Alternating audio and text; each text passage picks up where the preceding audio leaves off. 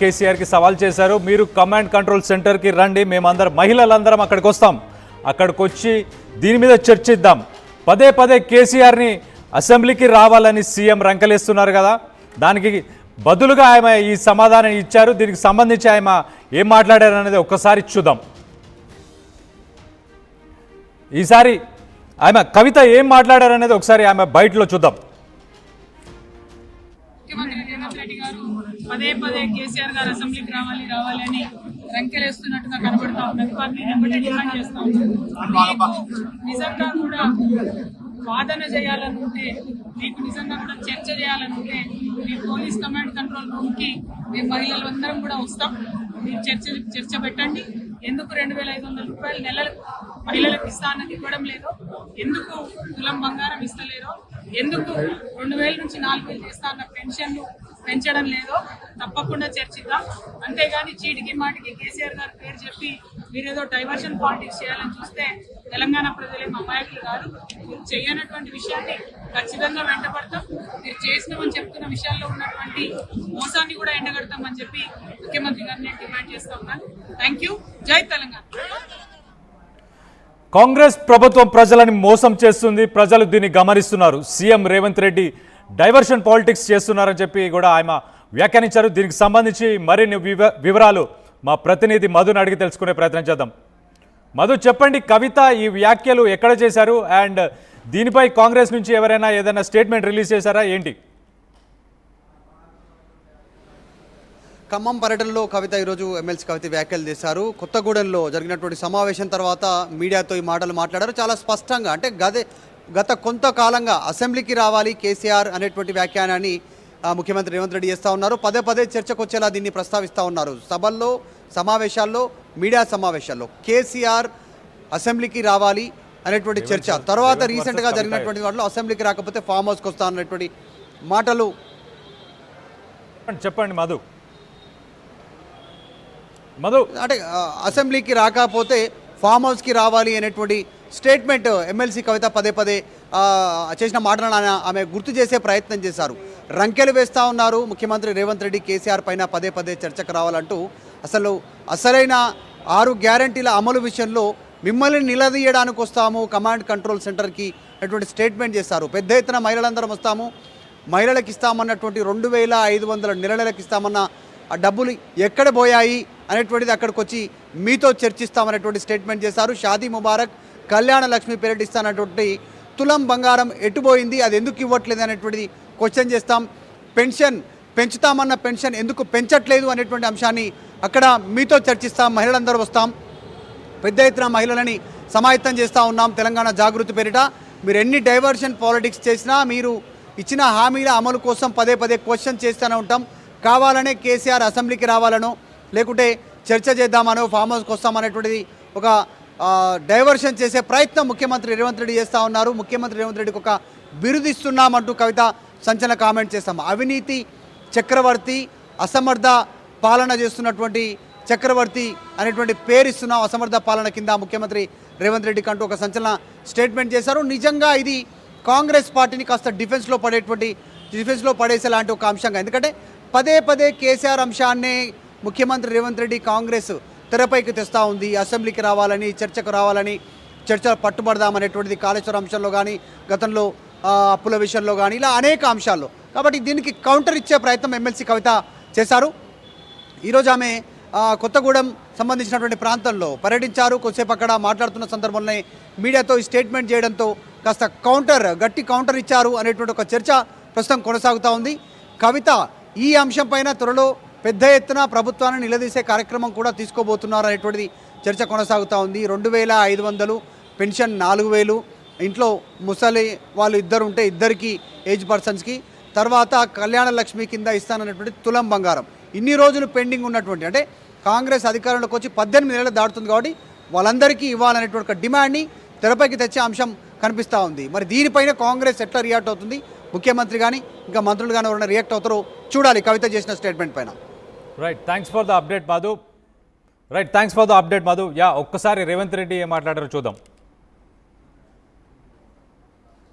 ఎప్పుడో ఎక్కడికైనా వస్తా, ఎక్కడికైనా రామాట, ఎక్కడికి వద్దు స్వామి, ఎర్రవల్లి ఫామ్ హౌస్కు నేనే మా మంత్రుల బృందాన్ని పంపిస్తా. ఏం ప్రాబ్లం లేదు. తారీఖు చెప్పు, మొత్తం ఈ సెటప్ అంతా తీసుకొని వస్తారు మా వాళ్ళు. ఎర్రవల్లి ఫామ్ హౌస్లోనే చర్చ పెడతాము. చంద్రశేఖరరావు గారి ఆరోగ్యం అంత గొప్పగా లేదు, రావడానికి ప్రయాణం చేయడానికి ఏమైనా ఆరోగ్యం సహకరించకపోతే మీరు కుర్చీ వేసుకొని అక్కడ కుర్చీలో కూర్చోండి. చంద్రశేఖరరావు గారు మొత్తం మాక్ అసెంబ్లీ అని తెలంగాణ ఉద్యమంలో కోదండరామ్ గారు నిర్వహించేవాళ్ళు. శ్రీనివాసరెడ్డి గారు కూడా అప్పుడు అందులో ప్రశ్నలు అడిగి మమ్మల్ని అందరినీ మాక్ అసెంబ్లీ నిర్వహిద్దాం ఎర్రవల్లి ఫామ్ హౌస్లోనే. మా మంత్రుల బృందాన్ని నేను పంపిస్తా, అన్ని వివరాలు చర్చించుకుందాం. కాదు కూడదు అని ఒకవేళ అంటే చంద్రశేఖరరావు గారు పిలిస్తే నేను కూడా వస్తా. నాకేం బేసిజాలు లేవు. నాకంటే సీనియర్ ఆయన పబ్లిక్ లైఫ్లో, ప్రజా జీవితంలో, అనుభవంలో చంద్రశేఖరరావు గారు. వారి ఆరోగ్యం సహకరిస్తలేదు, లేదు ముఖ్యమంత్రి గారు కూడా రావాల్సిందే. చర్చలు ముఖ్యమంత్రి లేకపోతే సమర్థవంతమైన అర్థవంతమైన చర్చలు జరగవు.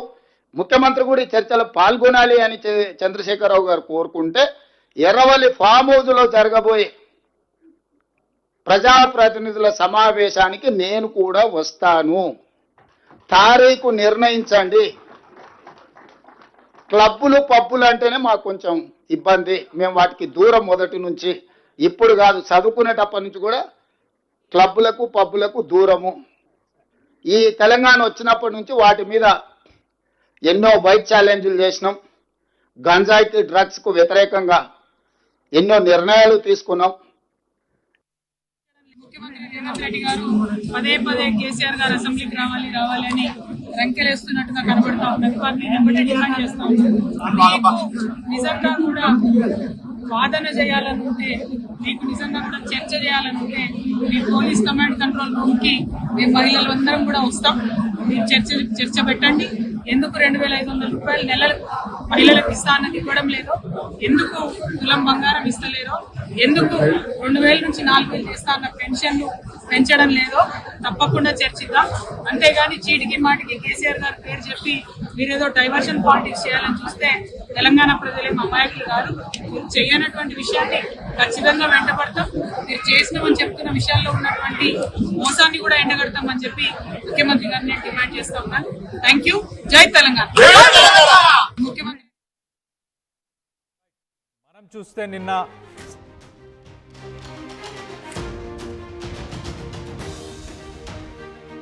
చూస్తే నిన్న సీఎం రేవంత్ రెడ్డి ఏదైతే వ్యాఖ్యానించారో, ఫామ్ హౌస్కి మా మంత్రులందరినీ పంపిస్తా, అవసరం ఉంటే నేను కూడా వస్తా, ఈ సెటప్ అంతా అక్కడ పెడతాము, మనం ఏ అంశం మీద కావాలంటే ఆ అంశం మీద ఖచ్చితంగా చర్చిద్దామని చెప్పి ఆయన సవాలు విసిరారు. మనం చూస్తే ఇవాళ కేసీఆర్కి ఒక పక్కన హెల్త్ బాగలేకపోవడం వల్ల కవిత జాగృతికి సంబంధించి ఒక కొత్తగూడెంలో ఏదైతే మీటింగ్కి వెళ్ళిందో ఆ మీటింగ్లో ఆమె ఈ అంశాన్ని లేవనెత్తింది. పదే పదే కేసీఆర్ని ఎందుకు పిలుస్తున్నారు, మీ స్థాయి కాదు, కేసీఆర్ని పిలిచే స్థాయి కాదు మీది. సో మీకు నేను సవాలు చేస్తున్న 6 గ్యారంటీలు ఏవైతే మీరు హామీలు ఇచ్చారో వాటన్నిటికీ తూట్లు పొడిచారు. మీరు మహిళలకు 2,500 నెలకిస్తా అన్నారు, అది ఇవ్వలేదు. అలాగే బంగారం ఇస్తా అన్నారు, అది కూడా ఇవ్వలేదు. వీటన్నిటి గురించి చర్చించడానికి కమాండ్ కంట్రోల్ సెంటర్కి నేను మహిళలందరం కలిసి వస్తాం, దీనికి మీరు సమాధానం చెప్పడానికి రెడీగా ఉన్నారా అని చెప్పి ఆమె చెప్పింది.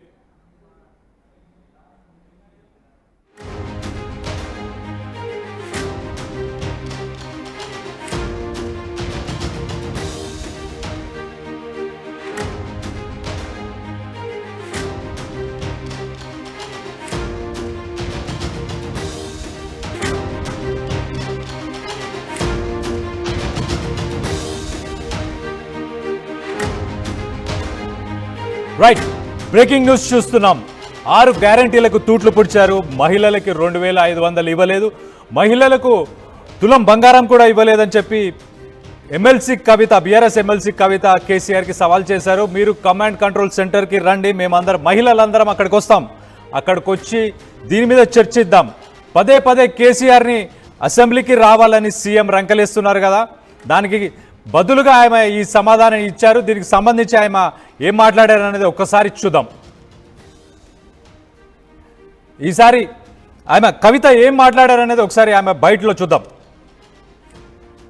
ముఖ్యమంత్రి రేవంత్ రెడ్డి గారు పదే పదే కేసీఆర్ గారు అసెంబ్లీకి రావాలి రావాలి అని రంకెలేస్తున్నట్టుగా కనబడతా ఉన్నది. వారిని వెంబడి డిమాండ్ చేస్తా ఉన్నాను.